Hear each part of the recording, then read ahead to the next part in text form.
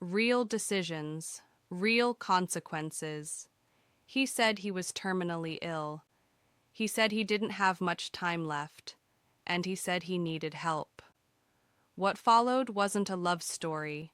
It was a carefully constructed lie that unraveled far from home, alone in a hotel room, after everything else had already happened. This story begins online. They met through Reddit, not through a dating app, not through mutual friends, but through a conversation that started casually and never really stopped.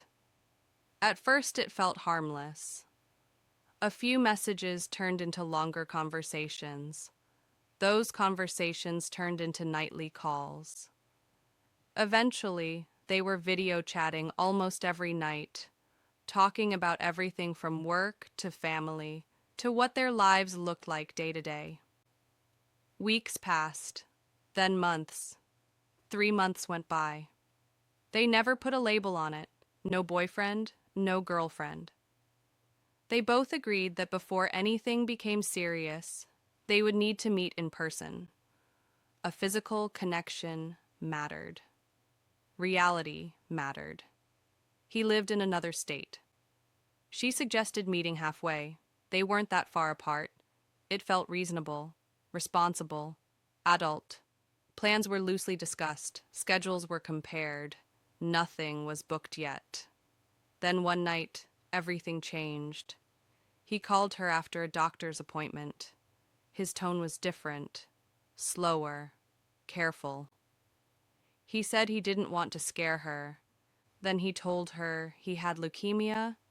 He explained that he'd struggled with it for years. That treatment had stopped in his mid-20s. That doctors once believed his condition was improving. But now there was a growth in his lungs. Treatment was starting again.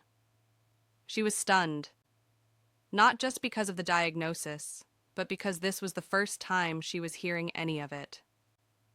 In 3 months of constant communication, he had never mentioned being seriously ill. Not once. She questioned him. Gently at first, then more directly. He said it was hard to talk about. He said every woman he'd ever told had eventually left. He didn't want her to leave too. He showed her photos, hospital rooms, machines, tubes. He looked thin, pale, sickly. The story, at least on the surface, began to add up. Still, something felt wrong. She told him that hiding something like this wasn't okay, that it wasn't fair to let someone emotionally invest without knowing something so serious. He apologized. He said he understood. He promised transparency going forward. Plans to meet were paused. Instead, their conversations focused on his health, his appointments, how he was feeling day to day. Then, one morning, before 6 a.m., her phone rang. He was crying. Doctors needed to operate, he said. Soon. The growth had to be removed. Recovery would take weeks.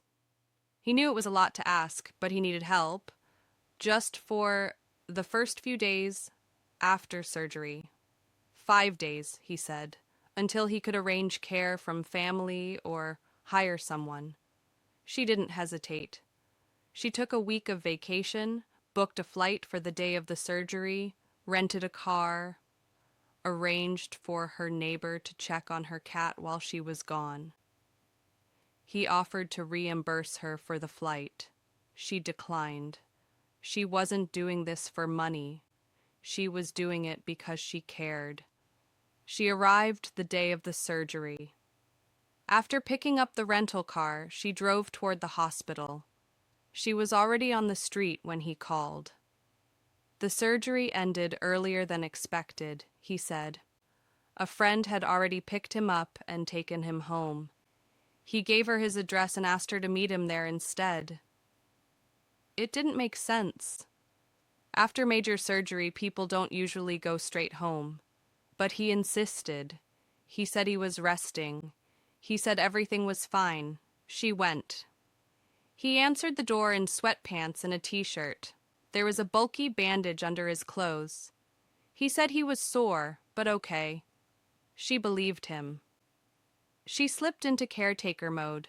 She made food, watched movies with him, brought meals to his bed, ordered takeout at his request. He barely ate, said he had no appetite. They fell asleep.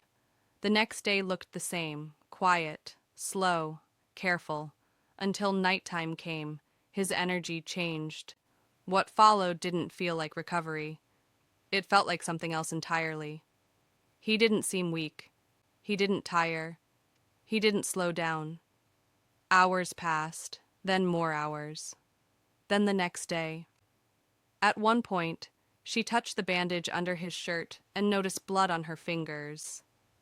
He didn't acknowledge it. He didn't seem to notice at all.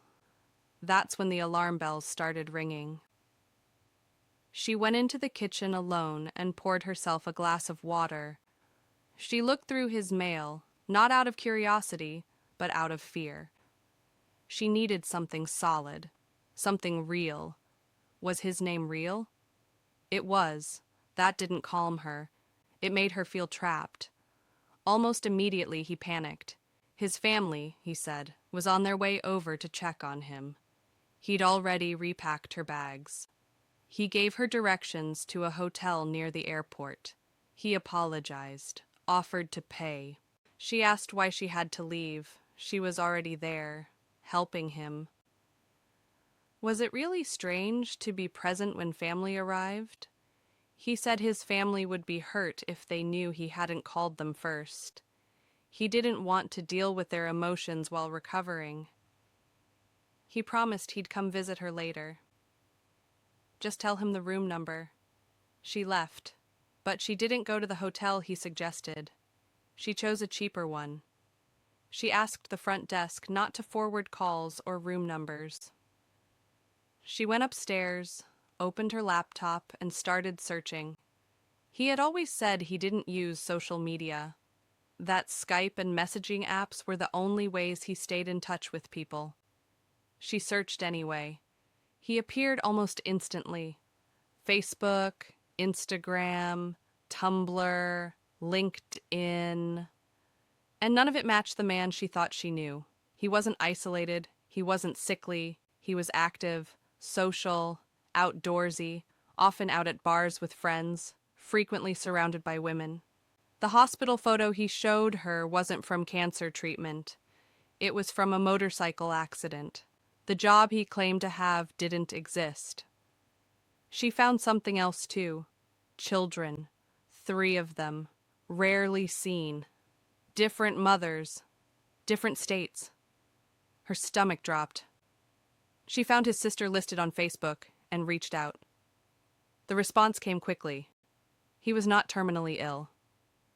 As far as his family knew, he was healthy. She advised her to catch an earlier flight home. Then, the conversation ended. She sat there, stunned. She ordered food just to have something to do. Then she got in her car and drove past his house.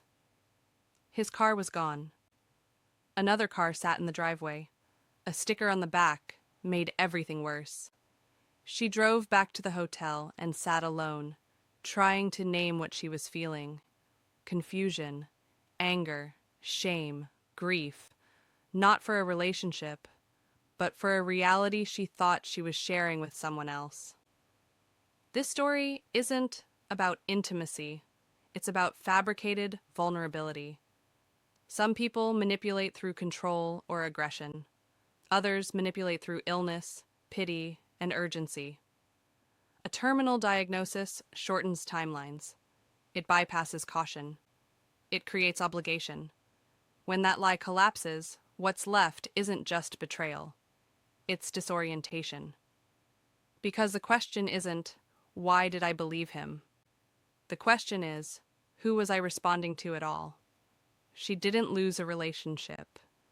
She lost a story she thought was real. And the hardest part wasn't discovering the lie.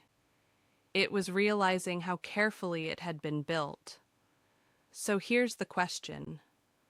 When someone lies about dying, what are they really trying to take?